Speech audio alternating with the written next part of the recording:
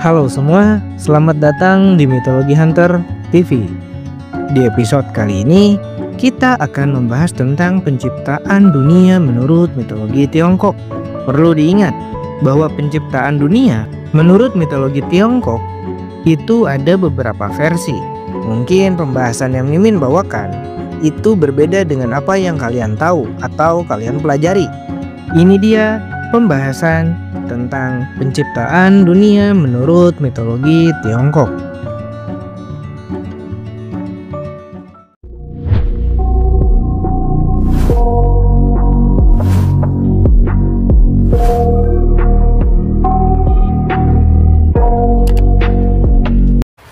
Buat teman-teman yang belum subscribe, jangan lupa untuk tekan tombol subscribe-nya terlebih dahulu. Dan jangan lupa dinyalakan juga notifikasinya, agar kalian tidak ketinggalan video-video menarik lainnya. Oke, mari kita lanjut ke pembahasan. Ini dia. Dahulu kala, sebelum ada langit, bumi atau bahkan cahaya matahari, yang ada hanyalah kekosongan dan kekacauan besar yang bernama Hundun. Tidak ada arah, tidak ada bentuk, hanya gelap dan sunyi. Namun, di tengah-tengah kekacauan itu, sesuatu hal ajaib terjadi. Sebuah telur raksasa muncul mengambang di lautan kekosongan. Di dalamnya tersembunyi dua kekuatan besar, yaitu Yin yang gelap dan tenang, dan Yang yang terang dan penuh energi. Mereka berputar dan menari bersama, menciptakan harmoni di dalam telur itu selama ribuan tahun, hingga suatu hari telur itu pecah dengan suara gemuruh yang mengguncang segalanya. Dari dalam telur lahirlah seorang raksasa atau dewa pertama bernama Pangu. Dia begitu besar hingga tubuhnya seperti gunung, dan di tangannya tergenggam sebuah kapak raksasa. Ketika Pangu membuka matanya dan melihat dunia masih kacau, dengan kapaknya dia akhirnya membelah telur itu menjadi dua bagian besar, di mana bagian terang atau Yang naik ke atas menjadi langit, sedangkan bagian gelap atau Yin turun menjadi bumi. Tetapi Pangu tahu bahwa langit dan bumi bisa saja menyatu kembali jika tidak ada yang menjaga mereka tetap terpisah. Maka akhirnya dia berdiri di antara keduanya, menopang langit dengan tangannya dan menahan bumi dengan kakinya. Hari demi hari berlalu dan Pangu terus tumbuh, di mana setiap kali dia bertambah tinggi, langit dan bumi semakin berjauhan. Selama 18.000 tahun, Pangu berdiri kokoh, menjaga dunia tetap stabil. Hingga akhirnya ia merasa lelah.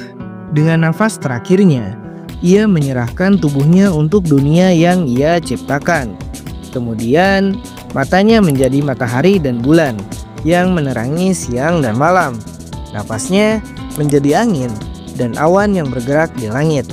Darahnya mengalir menjadi sungai-sungai besar. Rambutnya berubah menjadi hutan dan tumbuhan. Tulangnya menjadi mineral. Otot-ototnya menjadi gunung-gunung yang kokoh. Bahkan kutu-kutu yang menempel di tubuhnya berubah menjadi hewan kecil seperti serangga. Dunia yang indah akhirnya terbentuk dari pengorbanan Pangu. Namun dunia ini masih kosong. Tidak ada kehidupan untuk menikmati keindahannya. Namun dunia yang ditinggalkan Pangu masih belum sempurna. Langit mulai retak, bumi berguncang, dan kekacauan kembali mengancam. Saat itulah seorang dewi bernama Nuwa turun dari langit. Nuwa adalah makhluk setengah manusia dan setengah ular, memutuskan untuk memperbaiki dunia yang telah diwariskan oleh Pangu. Nuwa kemudian mengumpulkan 5 batu berwarna berbeda seperti biru, merah, kuning, putih, dan hitam yang melambangkan elemen dasar dunia. Dengan menggunakan api surgawi, ia melelehkan batu-batu tersebut dan menambal retakan di langit. Setelah langit diperbaiki, Nuwa merasa kesepian melihat dunia yang begitu sepi. Dia ingin mengisi dunia ini dengan kehidupan. Akhirnya dia pergi ke tepi sungai, mengambil segenggam tanah liat, dan mulai membentuk manusia dengan tangannya. Ia menciptakan mereka satu persatu, memberikan wajah, tubuh, tangan, dan kaki. Setelah selesai, kemudian dia meniupkan nafas ke dalam tanah liat itu. Dan manusia pun akhirnya hidup. Namun, pekerjaan ini sangat melelahkan. Akhirnya, Noah mencelupkan seutas tali ke dalam lumpur, mengayunkannya ke udara. Setiap tetesan lumpur yang jatuh ke tanah berubah menjadi manusia. Manusia yang dibuat langsung dari tangan Dewi Noah kemudian menjadi para bangsawan, dan yang dibuatnya dari seutas tali menjadi rakyat biasa. Tetapi Noah tidak hanya menciptakan manusia. Dari lumpur yang sama, dia juga menciptakan berbagai makhluk, seperti burung untuk mengisi langit, ikan untuk berenang di air, ayam, anjing, domba, babi, sapi, dan kuda untuk mengisi daratan, di mana pada akhirnya dunia diisi oleh manusia dan hewan yang hidup secara berdampingan. Jadi, gimana menurut kalian? Menarik bukan? Oke, itu dia sedikit pembahasan tentang penciptaan dunia menurut mitologi Tiongkok. Terima kasih sudah menonton, dan sampai bertemu di video selanjutnya.